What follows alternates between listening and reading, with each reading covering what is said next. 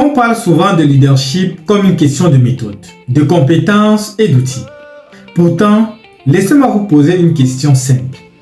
Pourquoi deux leaders, avec les mêmes outils, les mêmes ressources et les mêmes équipes, n'obtiennent-ils pas les mêmes résultats?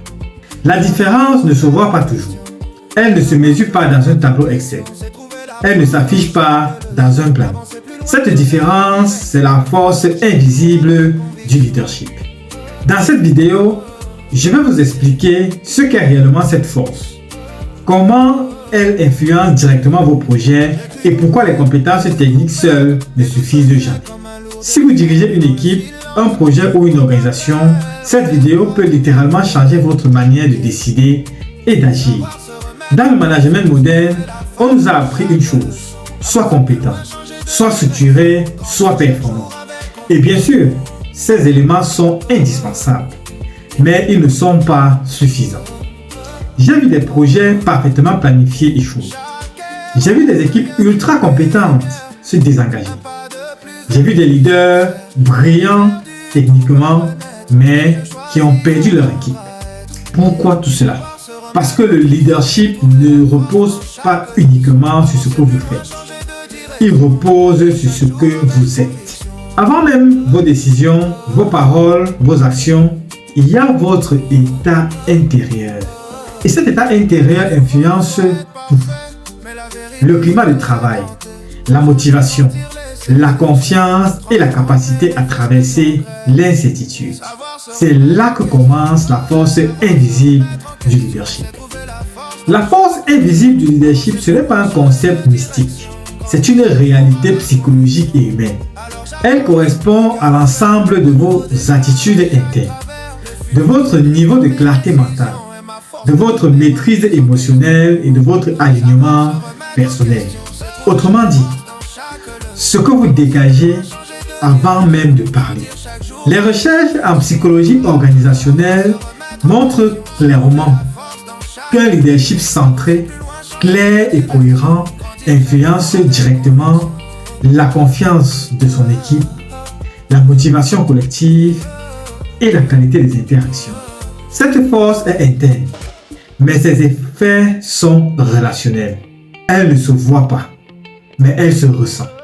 Une équipe sent immédiatement si son leader est aligné ou dispersé, calme ou anxieux, cohérent ou contradictoire. Et cette perception conditionne tout le reste. Parlons maintenant de projet, parce que c'est là que cette force devient décisive. Un projet ne vit pas seulement dans un planning. Il vit dans les décisions quotidiennes, dans la gestion des imprévus, dans la manière dont les tensions sont traitées. Un leader aligné crée un climat où les priorités sont claires, les décisions sont assumées et la collaboration devient naturelle.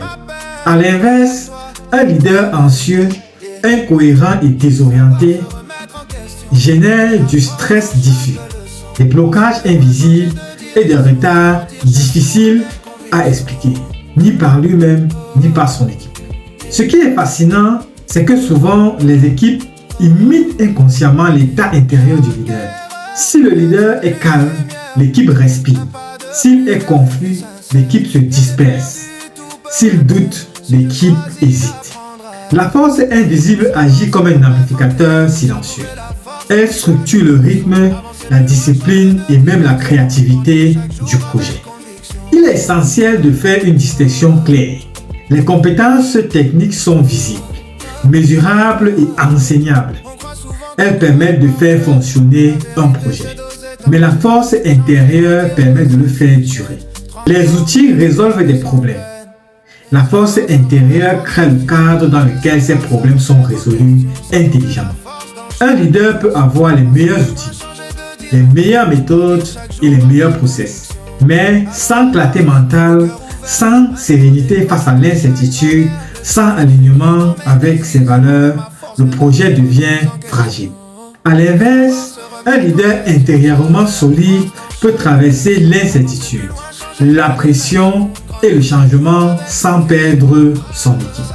La force invisible du leadership est souvent ignorée parce qu'elle ne se voit pas immédiatement. Pourtant, elle est centrale. Elle ne se manifeste pas dans les tableaux de bord. Elle se manifeste dans la confiance, la cohésion et la capacité à avancer malgré l'incertitude. Le véritable pouvoir du leader ne réside pas uniquement dans l'action, mais dans sa présence. Avant d'agir, le leader doit d'abord être. Il doit être clair, être aligné et être stable. C'est cette force intérieure qui transforme un projet ordinaire en réussite durable. Si cette réflexion vous a parlé, si elle vous a apporté quelque chose, je vous invite à liker, à commenter, à me dire ce que vous en pensez, à vous abonner et surtout, je vous invite à découvrir mon livre « L'état d'esprit d'un leader, la force invisible des projets qui réussissent ». Le lien est dans la description de cette vidéo. Il est également mis en commentaire. Et surtout, posez-vous cette question aujourd'hui. Quel est l'état intérieur que je transmets à mon équipe?